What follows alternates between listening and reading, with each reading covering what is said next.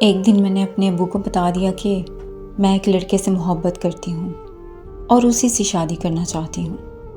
لاڈلی ہونے کی وجہ سے ابو نے شادی کے لیے ہاں کر دی اور پھر دونوں کی فیملیز کی ملاقات کے بعد ہماری شادی کی تاریخ مقرر ہو گئی۔ شادی کی تاریخ مقرر ہونے کے بعد مجھے رات کو ایک خواب آیا کہ میرے گھر والے مجھے ایک جنگل میں چھوڑ آتے ہیں۔ وہاں بہت زیادہ اندھیرا ہوتا ہے اور مجھے کچھ نظر نہیں آتا۔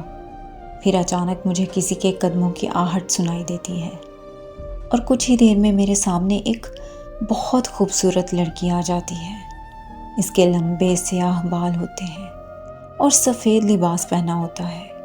وہ مجھے کہتی ہے کہ میرے ساتھ چلو، میں تمہیں لینے آئی ہوں۔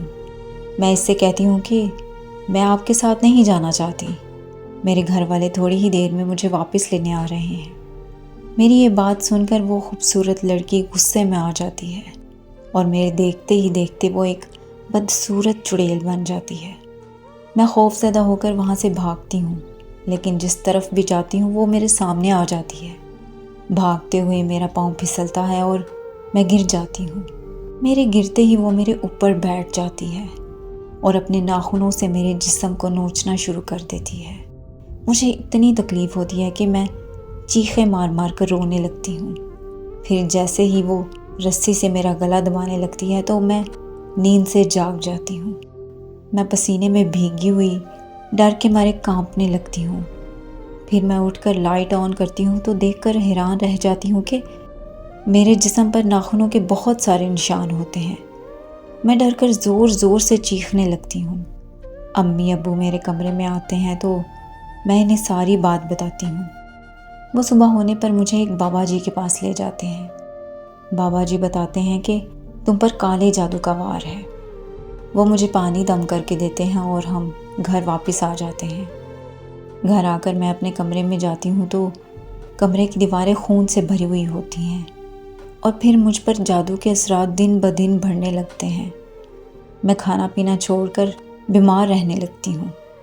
جب یہ سارا معاملہ میرے ہونے والے سسرال میں پتہ چلتا ہے تو وہ یہ کہہ کر شادی سے انکار کر دیتے ہیں کہ ہم ایسی لڑکی کو اپنے گھر لا کر اپنا گھر برباد نہیں کر سکتے۔ یہ سن کر مجھے بہت دکھ ہوتا ہے، لیکن میں کر بھی کیا سکتی تھی؟ میرے گھر والے بھی ڈر کر مجھ سے بات نہیں کرتے۔ میں نے اس لڑکے کو کال کر کے منتیں کی کہ وہ مجھے ایسے حال میں اکیلا نہ چھوڑے، لیکن اس نے میری ایک نہ سنی اور اپنی بھابھی کی بہن سے شادی کر لی۔ اس کی شادی کے بعد میں بہت عجیب ہو گئی۔ مجھے بس اس لڑکے سے بدلہ لینا تھا جو مجھے چھوڑ گیا تھا۔ اس لیے میں کالا جادو سیکھنے کے لیے کالے علم کی کتابیں پڑھنے لگتی ہوں۔ میں نے 2 سالوں میں طرح طرح کے کالے جادو سیکھے۔ پھر میں نے اس لڑکے پر کالا جادو کرنا شروع کر دیا اور وہ اتنا پاگل ہو گیا کہ اس کی موت ہو گئی۔ میرا مقصد تو پورا ہو گیا، لیکن میں رکی نہیں، کیونکہ ہزاروں کی تعداد میں لوگ کالا جادو کروانے آتے ہیں اور میں چاہ کر بھی اس کالے جادو کی دنیا سے نکل نہیں سکتی۔